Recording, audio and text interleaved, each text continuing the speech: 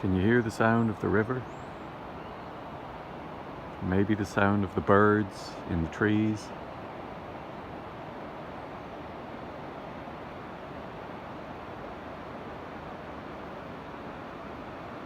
That's the Garavogue, the brown river flowing slowly through Sligo.